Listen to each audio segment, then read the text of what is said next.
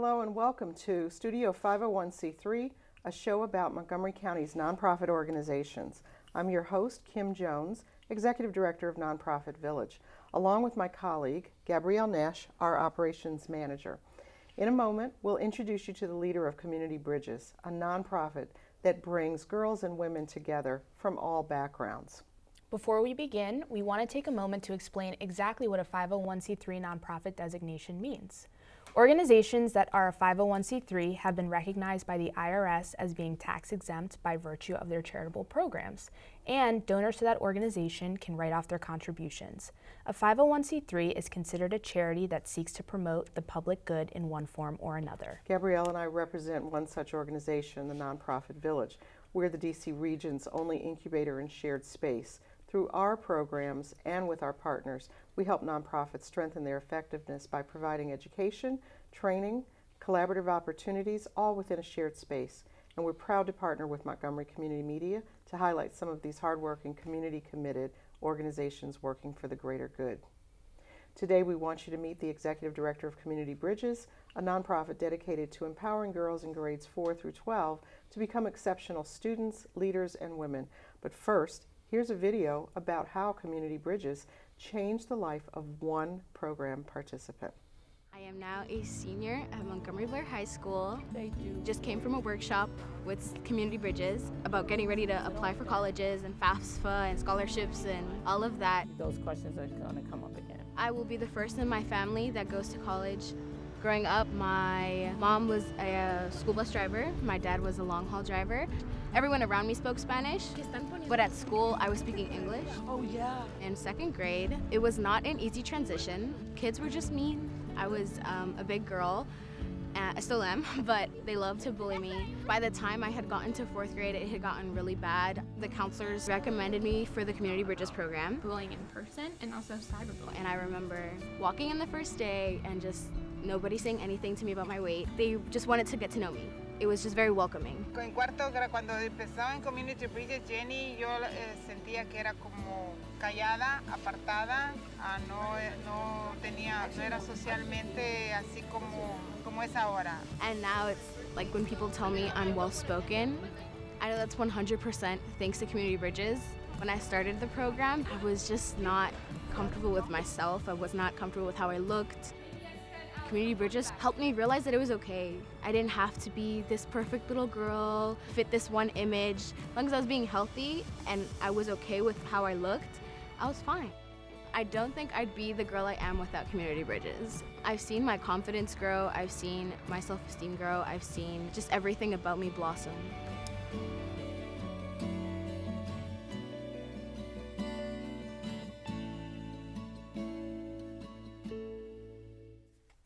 Please welcome Shannon Babe-Thomas, the Executive Director of Community Bridges. Shannon, thank you so much for joining us at Studio 501c3 today. Thank you so much for having me.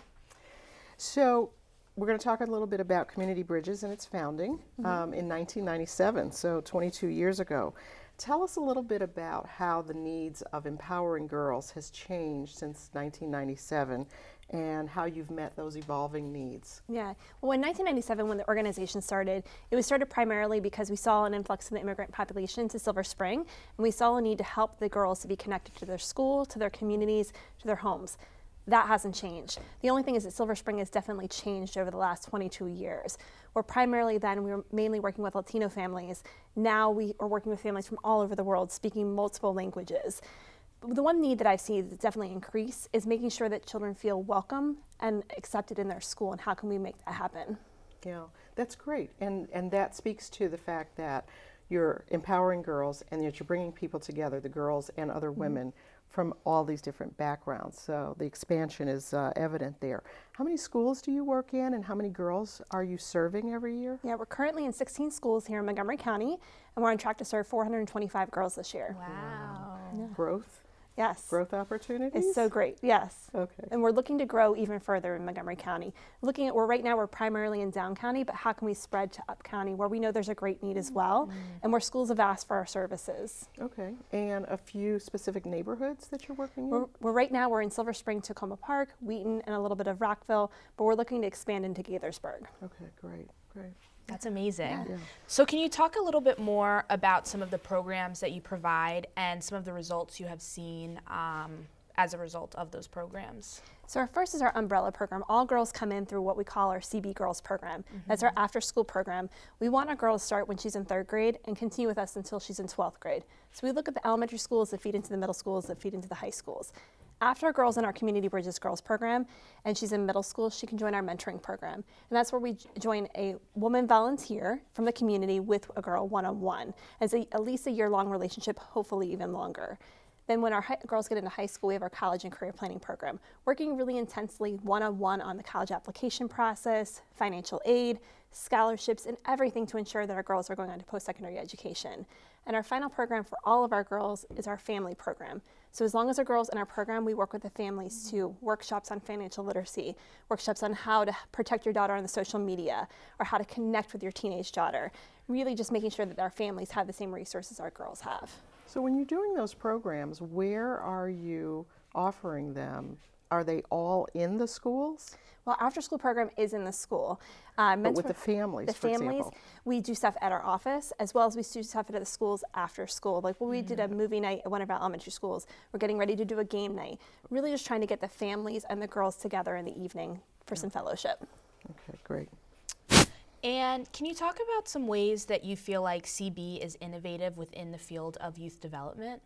One thing I think is innovative is that we're looking holistically at the girl on a long continuum. There's a lot of organizations that focus just on elementary school or just middle school or just high school, but it's so important for us to be with the girls for 10 years.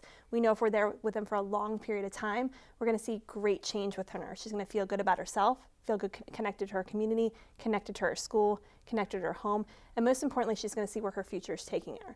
Since we started the college and career planning program in 2015, 100% of our girls have graduated from high school and 100% have gone on to college. Wow. That's an amazing statistic. Yes, Yeah, that's for sure. important data.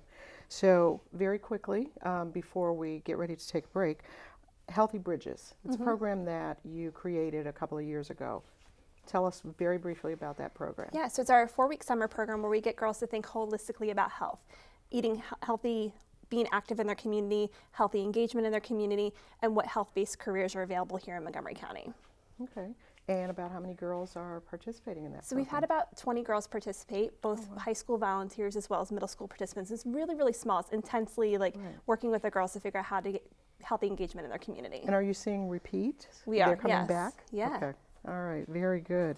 So that sounds like it's heavily involved and definitely gratifying personally. You have a lot of partners with that program. Name one. We do. Dance exchange. So we took girls to dance exchange to learn a dance class, which is a lot of fun. Great. Yeah. All right. So we're going to take a short break right now, and when we come back, we'll talk more about community bridges in Montgomery County. You're watching Studio 501c3 on Montgomery Community Media. Please stay with us.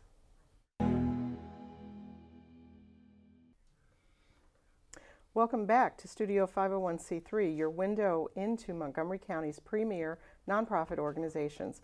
I'm Kim Jones, Executive Director of Nonprofit Village, along with Operations Manager Gabrielle Nash. We're talking with Executive Director of Community Bridges, Shannon Babe-Thomas. Hi, Shannon. Hi.